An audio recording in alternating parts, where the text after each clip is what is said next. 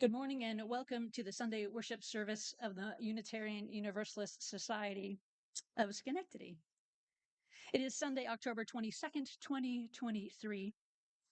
I am the Reverend Wendy Bartel. Pronouns don't really fit for me, so please use Reverend Wendy or simply Wendy rather than a pronoun when referring to me in the third person. We are grateful for your presence today, whether in our Zoom sanctuary or in person here in this sacred circle.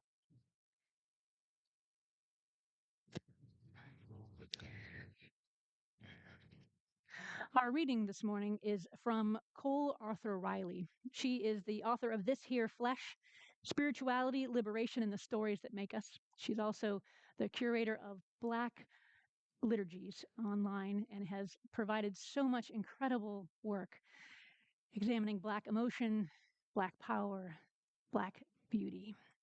And so I read from her chapter called Belonging. I read this book during our sabbatical last winter. It is a profound storytelling and incredible messaging throughout, with theology and politics and family all mixed in a beautiful tapestry.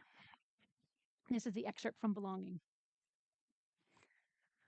Long ago, when all the earth was still as silence, the moon got all choked up on the beauty of the stars. She coughed, and then wind was born. The wind rushed out with such a force she didn't even know where she came from at all. She started roaming and searching, darting through trees and trying to wrap herself around anything she could find. No matter what she did, it was as if she was invisible. She wanted to rest in something, but no place would have her. Whenever she became really desperate, she would rend herself into cold and hot air and collide with herself. This, of course, made a tornado out of her.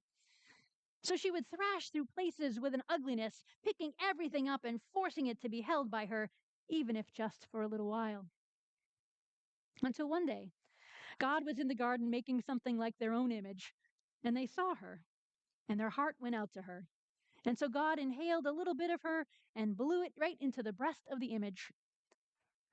The wind went on searching and remains very lonely to this day.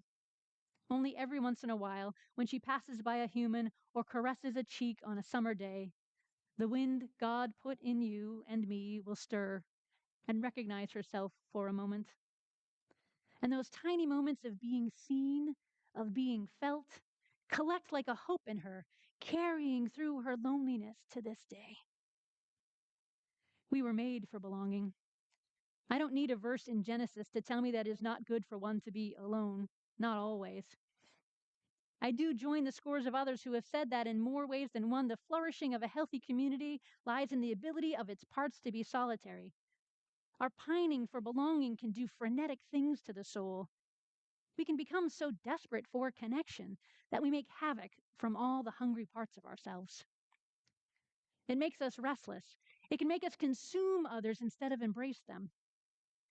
Maybe we habitually ignore the boundaries of a friend because we fear absence will end in abandonment. Or we make unhealthy demands of relationships to satisfy our own insecurities, desperate for affirmation.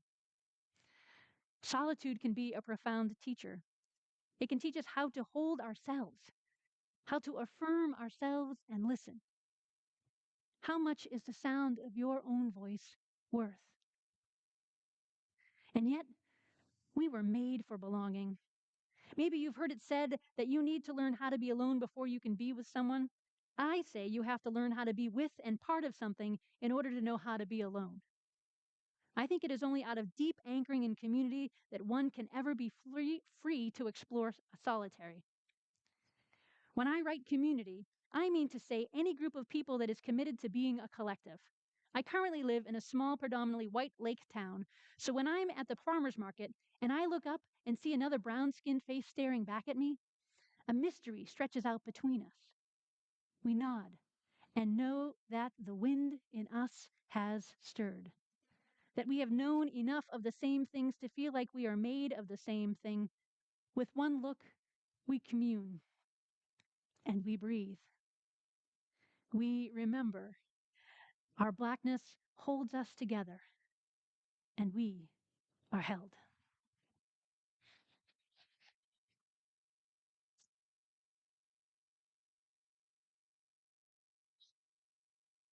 Here, wherever here is for you on this day, we have gathered. We have arrived in these varied sizes of skin and bones, water and blood, our past, our present, each person with their own set of identities and perspectives, each with their own experiences of inclusion and exclusion.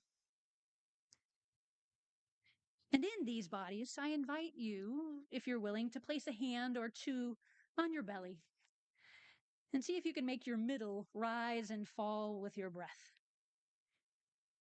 Feel free to have a little fun with it and override all of those messages of judgment about what your middle should or shouldn't be like. Just let that all go.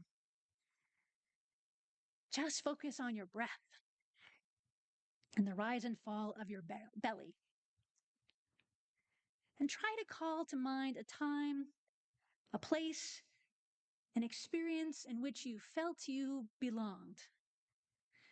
Now picture as many details as you can, a time when you felt you belonged. Keep breathing.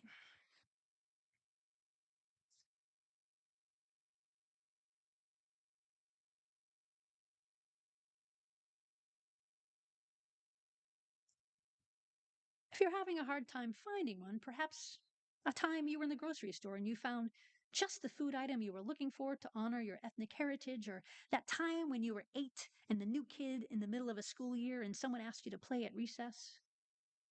It's just a little thing or a big thing, whatever comes to mind. Maybe it was the second time you attended a Unitarian Universalist worship service. It just felt like a good match for your spiritual path.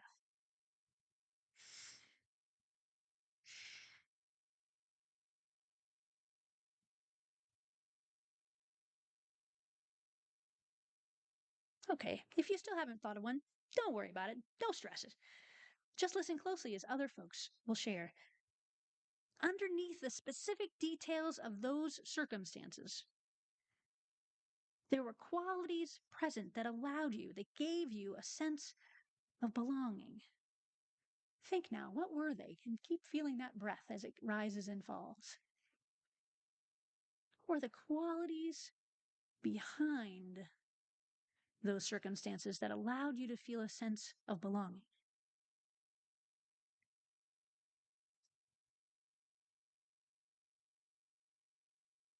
Notice your belly and your breath as you think about that memory, that time and space. Can a few of you call out, or those of you on Zoom, put something in the chat? That quality that gave you a sense of belonging, not the details of the thing, but the quality. What was it? Acceptance. Acceptance. Love. Caring. Caring. Other things named. Go ahead, just call them out. Values. Values. Trust. Being heard. Being heard. Yes. Fulfillment. Fulfillment. Experience. Peace. Respect. Common vision. Accomplishment. Yes. Understanding. Celebration. Celebration. Thank you from Zoom. Thank you. Peace. Cole Arthur Riley, in that same chapter on belonging we heard in today's reading, quotes Christian scholar and theologian Dietrich Bonhoeffer, who wrote, "In a Christian community, everything depends upon whether each individual is an indispensable link in a chain. Only when even the smallest link is securely interlocked is the chain unbreakable. A community which allows an unemployed members to exist within it will perish." Now, when he uses the word unemployed, Riley says, I don't believe Bonhoeffer is talking about employment in the economic sense, but rather as a fostering of purpose.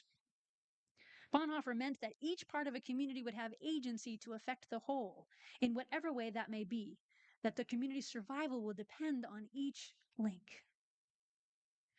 Riley continues, I have a friend who calls this mutuality the truth that says, we don't just welcome you or accept you. We need you. We are insufficient without you. One part's absence, she continues, renders the whole impoverished in some ways, even if the whole didn't previously apprehend it. She says, in mutuality, belonging is both a gift received and a gift given. There is comfort in being welcomed, but there is dignity in knowing that your arrival just shifted a group toward deeper wholeness. Wow. Wow. That feeling is one of the reasons why religious community is so important. And one of the reasons we invite folks to attend worship, to teach in religious education, to volunteer, so that each of us can experience a sense of belonging, that it matters that you are here and that it is insufficient without you. Choosing to become a member of a Unitarian Universalist congregation is just that, a choice. One we hope you will make if you sense that this is a place where you can grow and learn and explore what you believe and be on a spiritual path and be willing to be changed and informed by what others learn and understand about reality and spirituality. Membership, especially when one chooses to actually participate in congregational life, to support it with time as well as financial generosity, in turn is a gift given that we all may be made more whole. That we grow our connections and widen our welcome as this year's annual focus of ministry from the board names. And sometimes we feel excluded, or we do the excluding. If it is not too painful, think of a time when you felt excluded, not a traumatic experience of that, but a smaller, maybe not quite so overwhelming one. A time when you knew you didn't belong, didn't feel connected or welcomed.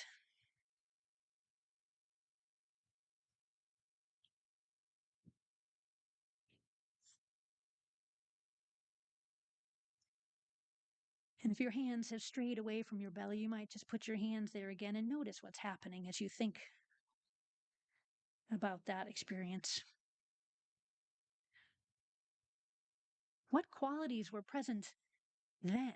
Not the details, but the qualities behind that feeling of exclusion. Go ahead and call them out or write them in the chat. Frustration. Self-doubt. Self-doubt. Loneliness. Lack of mutuality. Lack of mutuality. Lack of. We catch that one. Sadness. Fear. Us, them.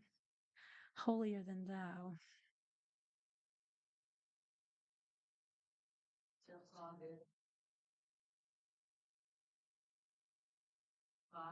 Loss.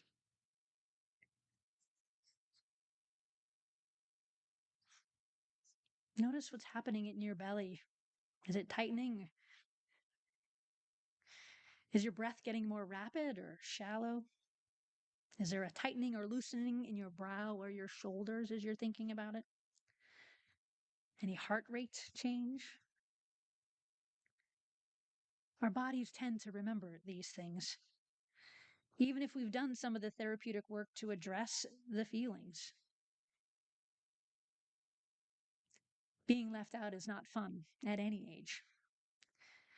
And while we know that, there are still times that we make choices that leave others feeling excluded. Now, I know it can seem very natural to want to protect a group, right? Once we become part of it, like this is my people. I want to protect it. I'm going to draw a circle of us within this circle and them outside of it. And there are occasions, as noted in the Time for All Ages, in my conversation with them, that we need to set some boundaries. There are times that we need to set boundaries around dangerous or inappropriate behavior. But sometimes our need to belong can often override our willingness to set those boundaries. We say things instead like, that's just how they are. Violent or addictive behaviors in families, bullies in schools, workplaces, congregations go unchecked at times. We want a sense of belonging. And sometimes people will articulate the avoidance to set boundaries as a fear of excluding anyone. But when we take a minute and think about that, we realize that actually prioritizes the bully rather than the people who are experiencing the harm. Now, sometimes we are very legitimately afraid of the person or the consequences of questioning that person's behavior, so we don't say anything. It's okay to talk about these things, to create spaces where we can talk about how we are feeling, even when we might be having really different experiences, and the ways to expect better from one another and to offer better from ourselves. It's okay, good even, for a family, a school, a workplace, a congregation to lay out expectations of behaviors as well as consequences when we violate those expectations. It's healthy to create a covenant of right relations and to name a path towards apology, repair, and restoration when we make a mistake or act outside of the covenant. This year's UU Common Read is Rabbi Danya Ruttenberg's book on repentance and repair, Making Amends in an Unapologetic World. It is a powerful book. Reverend Lynn referenced it earlier this month. Ruttenberg is exploring the recommendations of Maimonides, a 12th century philosopher and scholar of Jewish law, on the work that needs to be done when we hurt one another. Even as we might all belong to the same family or group, and because we are human, we do, from time to time, misunderstand or hurt one another. We make mistakes. It's hard, but we do. And it can often be a lot easier to think about the ways others have hurt us than it is to think about how we've done the hurt. Ruttenberg explains the emphasis of Maimonides is less on forgiveness and more on the repair work that the person who caused harm is obligated to do. The Hebrew word that is often translated as repentance is tshuva, which literally means returning. Ruttenberg writes, in modern Hebrew, a tshuva is an answer to a question. You've gotten back to someone. But it also means returning in the sense of, I'll also need a return ticket for this bus ride. In a spiritual context, tshuva is about coming back to where we are supposed to be, returning to the person we know we're capable of being, coming home in humility and with intentionality, to behave as the person we'd like to believe we are. To behave as the person we'd like to believe we are. Now, sometimes this can be a moment of cognitive dissonance for some of us. We tend to perceive ourselves as good, even those of us who struggle with self-worth. We're good. How could we possibly hurt someone? Our brain does this thing. This is some of the hardest work that we are called to do in recognizing the antics of white supremacy that show up over and over and over and over and over and over and over again, all around us and in us. I'm a good white person. I'm not in the KKK. I treat everyone the same. How can I be a racist? Scholar and author Dr. Ibram X. Kendi has several books many of you have read and have taken classes here or have attended his talks or watched his videos. He was invited to Schenectady a few years ago. He suggests using the word racist as a descriptor rather than a judgment or an epithet. Now, we haven't really gotten there as a society yet, have we? But it can be a helpful tool to shift the conversation from you are a racist to what you just said props up the racist values of whites being superior. Let's unpack that, shall we? It can feel different. It can feel more like I'm now on your side. Let's figure this out together rather than you are a or I am a something.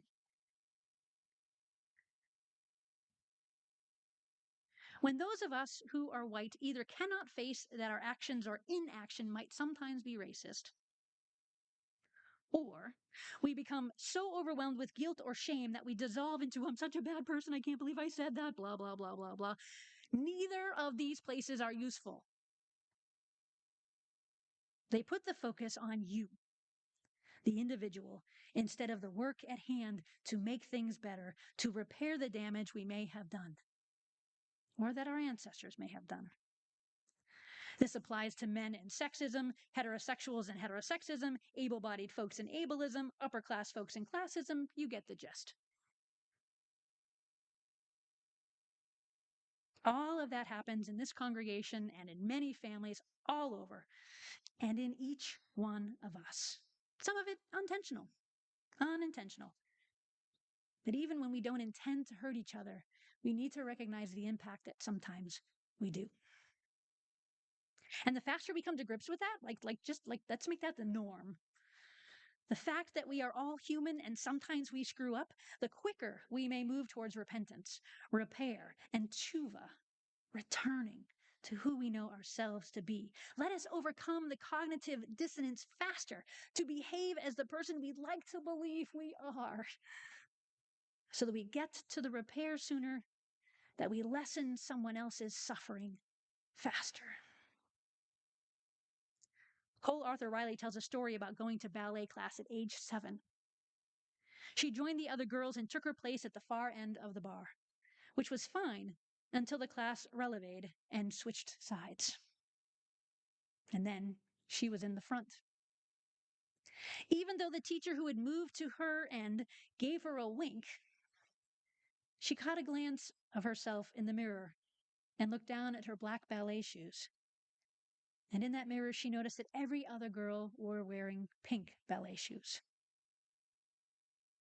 She writes, in that moment, she both hated them and wanted to be them. She wanted to disappear. I felt betrayed, but I wasn't sure by whom. No matter the other girls were also all white, I think my brain needed to make it about the shoes. She shared more of the story, begging her mom for pink ballet shoes, and though it was a financial hardship, she got them. And she said, it felt like salvation when I opened the box. But it was not. Though she got quite good at ballet, the other girls whispered and did not invite her to sit with them during breaks. Cole writes, exclusion operates by the same rule of mutuality as welcome, for it harms both the excluded and the excluder. If you are the hands of exclusion for long enough, you learn acceptance only at the hand of someone else's exile. You learn belonging as competition, not restoration.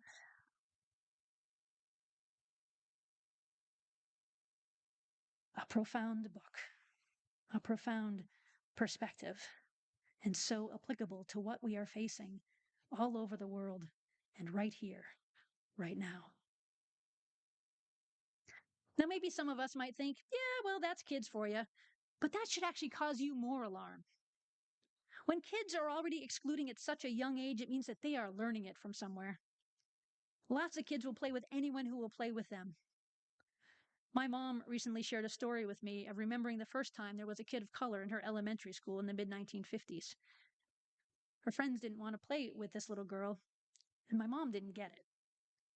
She said to me, she was nice. I wanted to play with her, so I did. It wasn't a radical act. It's what most kids do until they are carefully and fearfully taught to do otherwise. Adults too. When we fear one another because of difference, we might try to protect ourselves and other people we care about. It makes sense. We wanted to protect those we care about. But fear can turn to hatred really quickly when we don't get curious about our feelings of fear. Why am I feeling afraid right now? Is it difference? Am I actually in harm's way right now? Or am I just uncomfortable? Hatred can turn to violence quickly when we think we are justified in our judgment of others. Fear and hatred often fuel rhetoric, which can fuel violence. Since Hamas attacked Israel and since Israel has attacked Gaza, fear and hatred have been ever present, as they have been for generations. And I do not pretend to understand the full complexities of this generations long conflict. It is incredibly complex. But I do know that fear, violence, hatred, and terrorism are signs of desperation, whatever side one is on. And until the causes of that desperation are addressed honestly and compassionately, war will rage on across the world. Bonhoeffer refers to it as connected through purpose in an unbreakable chain. We might call it inherent worth and dignity. Bonhoeffer was a German Lutheran pastor who was anti-Nazi and very outspoken, murdered by the Gestapo in April of 1945. Now, fascism, as you know, did not go away at the end of World War II. It has simply continued to fester along with its comrades, authoritarianism, tyranny, and totalitarianism. Those who study this phenomena over the course of human history have been very alert, as democracies and liberal parties have been replaced with far more fear-based conservative or even right-wing extremist parties and projects across the globe. This past June, the Reverend Cecilia Kingman offered the Berry Street Lecture at Ministry Days, which are the professional days for UU ministers. This lecture series is the longest running in the country. Her title was My Little Pony Was Right: Fascisms Within and Without. I'm not going to talk about My Little Pony today. If you want to know more about it, ask your friend Google. I do want to talk about some of what she did say, though. Kingman has studied authoritarianism throughout history, including the area of Transylvania, Hungary, Romania, where many Unitarians have lived throughout time and continue to this day under mild to major threats, depending on who is in power. Reverend Kingman is white, cisgender, and also names that some of her ancestors were enslavers. She skillfully names the ways that we are taught to hide parts of ourselves to remain connected to our family or the society, even as it perpetuates violence on so many. She speaks of this cutting off of ourselves or hiding parts of ourselves as injuring the soul. And that to speak about these injuries is against the culture of whiteness that expects us to hold our part of learning to be oppressors. We're not supposed to talk about this, which is exactly why I am. To a very crowded room, she said, "Friends, this moral injury makes fertile ground for fascism. The belief in one's own special place, combined with the traumatic indoctrination into that belief, the moral deal one must make to trade parts of oneself for a myth of superiority, this injury creates a psychological and moral framework that makes one vulnerable to fascist ideologies." Vulnerable to fascist ideologies. She wisely continues, "I want to be clear. White people's moral injury and generational trauma are not comparable to horrific violence directed at Indigenous, Brown, and Black people. But white people must dig into our own generational trauma to understand the current situation. White nationalism gets its hooks into white people because of this unacknowledged, unhealed white trauma. Telling the truth and healing that trauma are crucial to the project of resisting fascism." She also references Jason Stanley, who's the author of How Fascism Works: The Politics of Us and Them. Stanley is a professor and scholar of philosophy and propaganda at Yale. An interesting job description, I'm sure.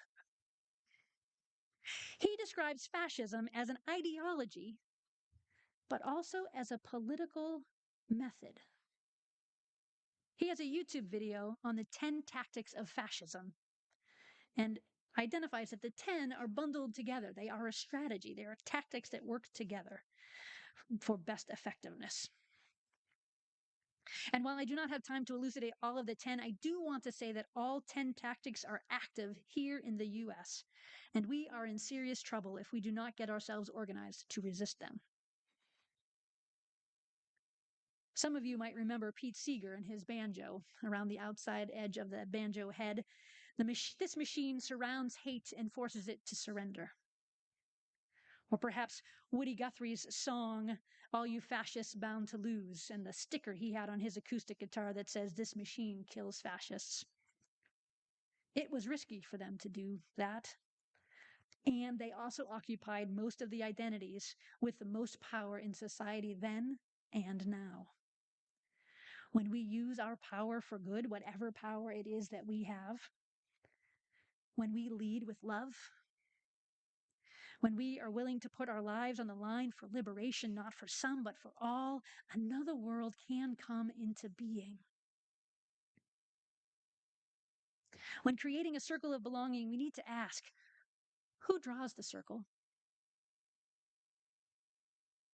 And can we draw it wider still, where no one is alone? Where we'll be side by side, resisting fear-mongering right out loud, interrupting people when they speak falsehoods, handing back political paraphernalia that has offensive things on it that we don't want in our households, writing letters to the editor to demand better behavior from politicians and the media, while also working to get our own houses in order with better behavior. We can learn about these tactics that are being used and the methods of resistance that dissuade violence, that refuse the conditions that create terrorist cells on our own soil and around the world.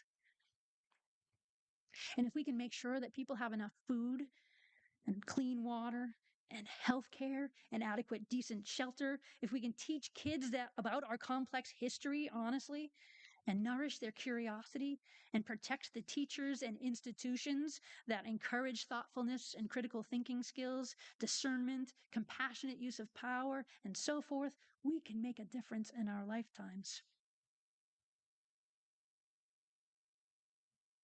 But we have to be willing to speak up.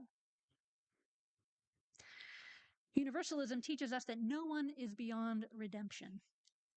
If every one of us is worthy of God's love, translate as you need for your own theologies, if every one of us is worthy of God's love as our Universalist forebears taught, then let us do all we can to increase that love in every corner of our own hearts, our communities, and nations.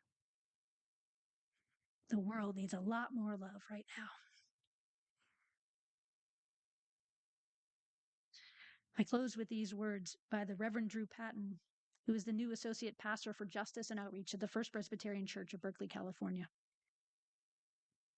Drew writes, if ever they ask you which side are you on, tell them plainly, I side with the people. With the precious ones, all, the integral, the soft, and the fierce, irreplaceable, the beloved, if only by God and trees who were born, who breathe and survive.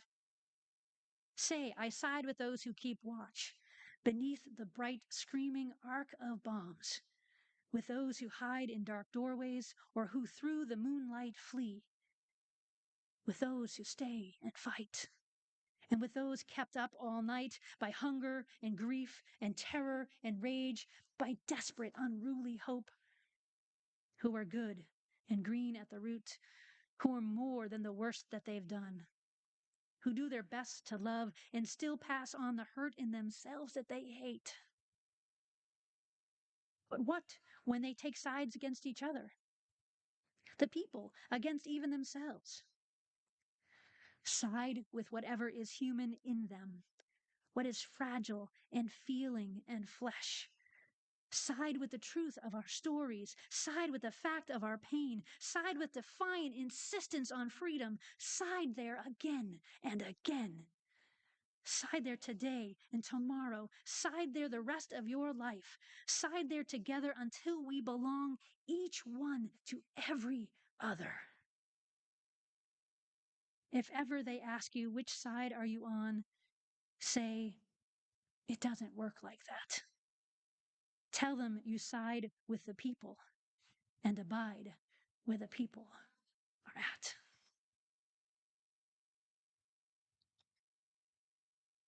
Breathing in peace and breathing out love. May we abide with the people and rise against anything that gets in the way of peace and justice and love. May it be so. Salam, shalom, namaste, ashe, amen, and blessed be.